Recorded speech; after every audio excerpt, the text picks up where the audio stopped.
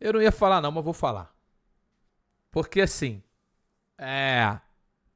quero dizer pra vocês que eu tava no estádio, vi o lance ao vivo, e vi depois as imagens que foram exibidas no estádio, tá?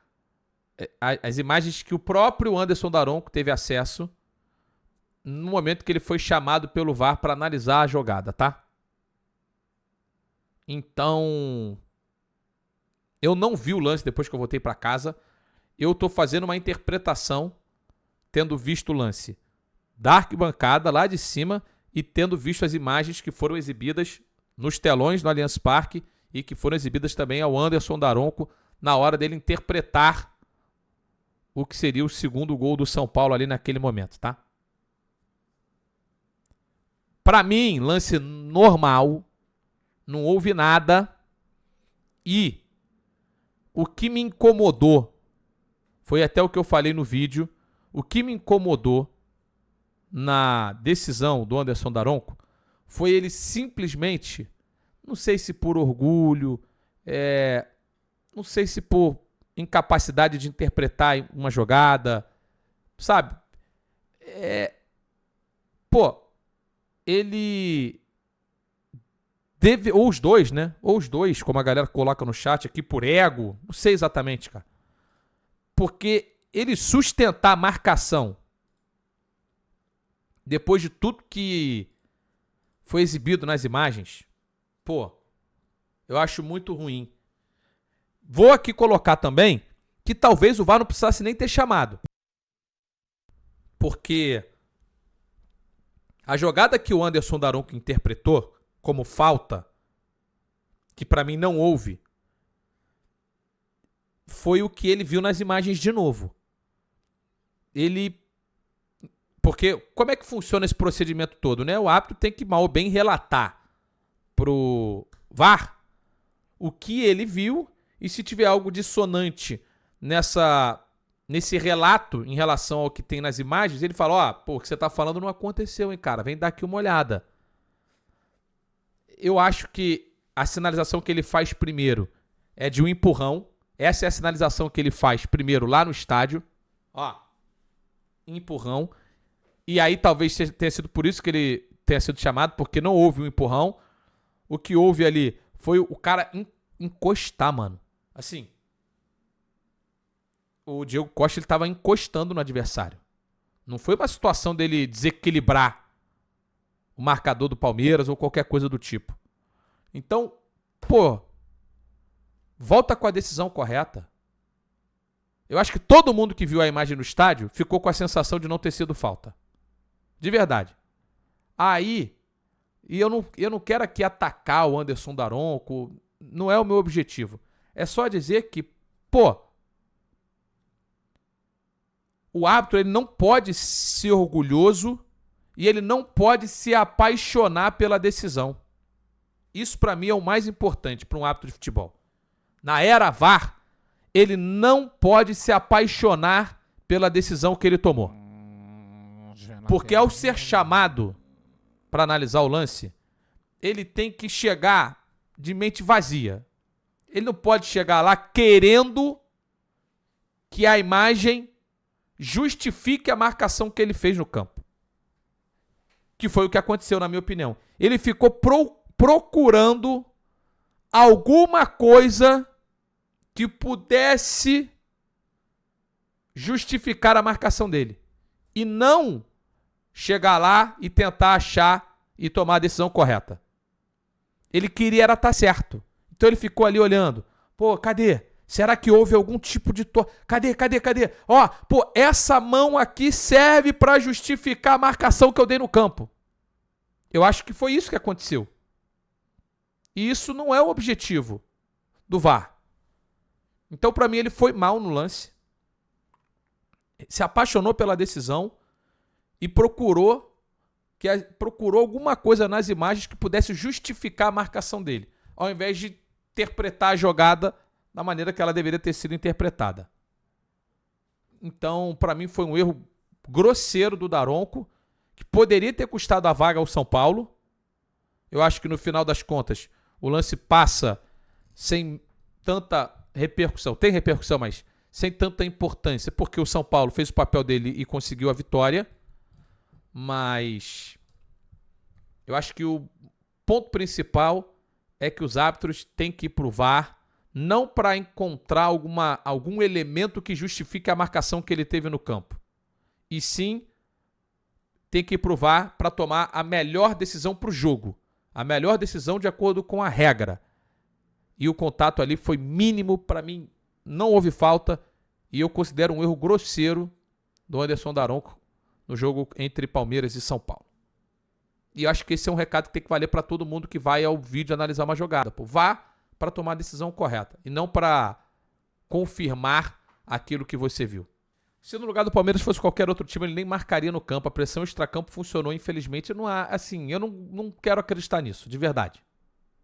Não é que é ser inocente, cara. Eu não tenho, na posição que eu ocupo, Matheus Berada, eu não posso, sabe, eu tenho que, eu não tô na posição de muita gente no chat.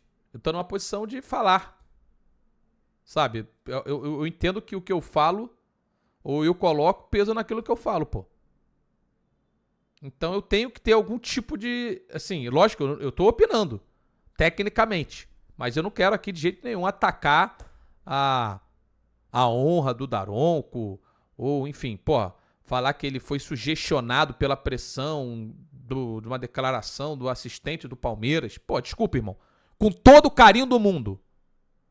Com todo o carinho do mundo. Tá? Quem é o assistente do Palmeiras, ou assistente de qualquer time, pra falar alguma coisa e, porra, isso entrar na cabeça? Desculpa. Porra, para. A CBF me deu nota, os caras assim, mas, irmão, né, pensando como quem convive com pressão, irmão, e o árbitro convive com muita pressão, ele não tem que ser, tá pouco se lixando pra esse cara. Tem que estar pouco se lixando pra assistente, o cacete. Mano, acabou, filho. Pode falar o que quiser. A mídia fez pressão, todo mundo faz pressão, irmão. É esse que é o ponto, Veste. Todo mundo faz pressão. O Marcos Braz faz pressão, o Mário Bittencourt faz pressão, o Fernando Diniz faz pressão, o Filipão pressiona, o Mano Menezes pressiona, o Abel pressiona, o Dorival pressiona, o Júlio Casares pressiona, o André Jueda pressiona, o Belintani pressiona, o Marcelo Paz pressiona, pô, o Petralha pressiona, todo mundo pressiona, irmão. Todo mundo pressiona o tempo inteiro. O Paulo Brax pressiona. O Sara falou assim, o Paulo Brax não pressiona, ele é o nosso tartaruga. Eu acho que é o seguinte, cara. Todo mundo pressiona. O tempo inteiro. Todo mundo pressiona a arbitragem o tempo inteiro. Então não é só... Tem situações em que fica muito evidente uma reclamação, como foi a do assistente do Palmeiras, que gerou até nota da CBF. Lógico que isso mexe com o ecossistema da arbitragem. Isso mexe com todo mundo. Isso mexe com o jogador que vai entrar em campo contra o Palmeiras e fala assim, ó, ô Daronco, você não vai dar isso porque os caras estão falando lá, hein? Apita na moral, hein? Tu não vai se deixar levar pela pressão pelo que os caras estão falando lá, hein? E ao mesmo tempo, o cara do Palmeiras fala assim, ô Daronco, os caras estão fazendo merda nos nossos jogos, vê se tu apita direito, hein? Pô, é a mesma coisa, bicho. Então assim, existe pressão de todos os lados. Pô, então vai ter hora que o cara vai acertar e vai ter hora que o cara vai errar. Ninguém tá preocupado em fazer a coisa melhorar. Tá todo mundo preocupado só com o seu próprio umbigo, pô.